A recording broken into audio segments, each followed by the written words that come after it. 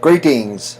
This is Bradford Donald Keller Townsend, Monday, January 21st, 2019.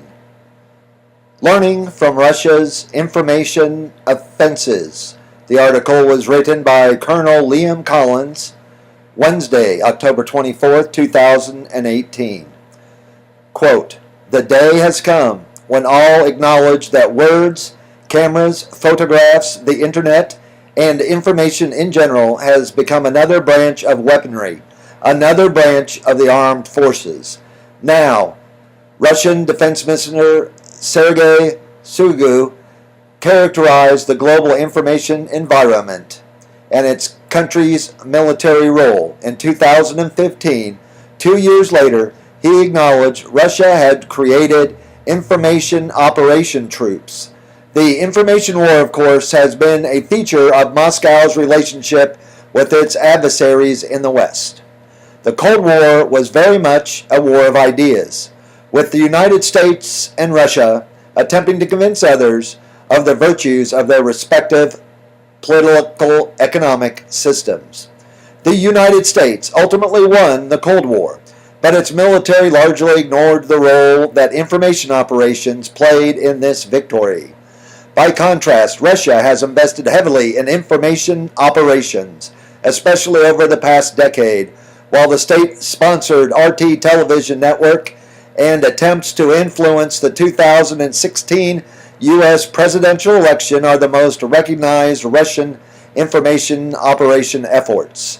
Moscow has also invested heavily in Russian military information operations capabilities to much less fanfare. Offensive or defensive? DOK defines information operations as the integrated employment during military operations of information-related capabilities in concert with other lines of operations to influence, disrupt, corrupt, or usurp the decision-making of adversaries and potential adversaries while protecting our own. Information operations can be offensive, to introduce the thinking and attack the operation networks of adversaries, or defense, to defend one's own information networks and protect against malign foreign influence. The information environment, as described by military doctrine, consists of physical, informational, and cognitive dimensions. The physical dimension includes command and control systems, key decision makers, and supporting infrastructure that enable individuals and organizations to create effects. The informational dimension encompasses where and how information is collected, processed, stored, disseminated, and protected. And the cognitive dimension includes the minds of those who transmit, receive, and respond to or act on information. In its 5-day war with Georgia in 2008, Russian information operations capability was limited and rudimentary. While Russia had some success at the operational level, it successfully crippled Georgian command and control systems. It largely failed at the strategic level. Russia attempted to blame Georgia for instigating the conflict, but many attributed Russia's incursion in South Ossetia as a legitimate preemptive use of force. Likewise, the Russians made some tactical blunders. Russia learned from this experience and investigated heavily in information operations capabilities over the next 6 years, culminating with nearly flawless annexation of Crimea in 2014, which information operations played a major role. Spreading fake news.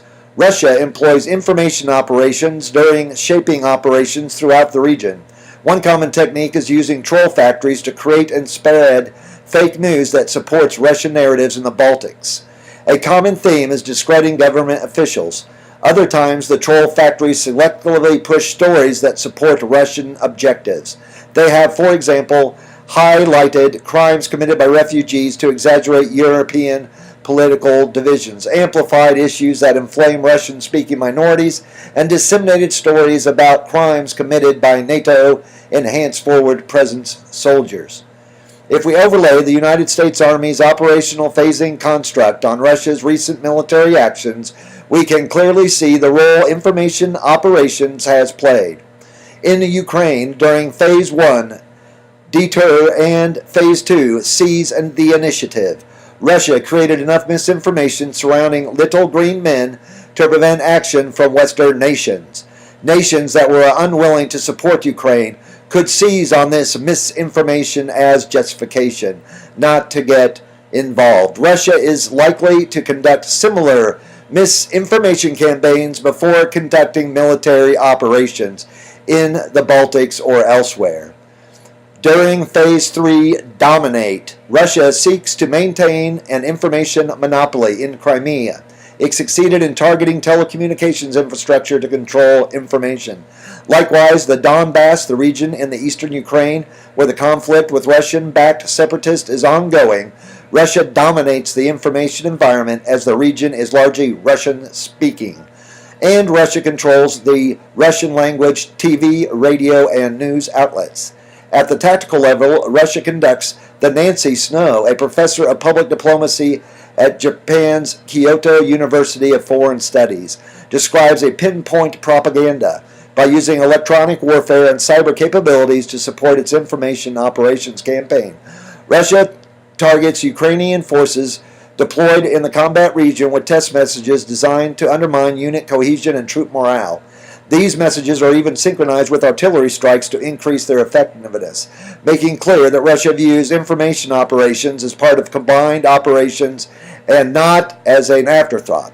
U.S. efforts lack focus.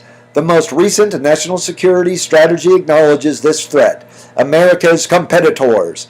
It says weaponized information to attack the values and institutions that underpin free societies. At the same time, it recognizes that United States efforts to counter adversaries' information operations have been tepid and fragmented and have lacked a sustained focus and have been hampered by the lack of properly trained professionals. Clearly, this is a deficiency to correct.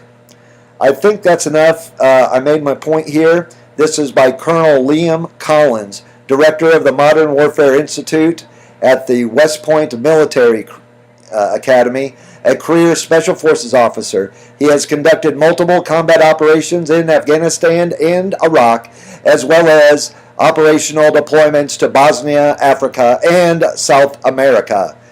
He holds a doctorate from Princeton University in New Jersey. God bless America.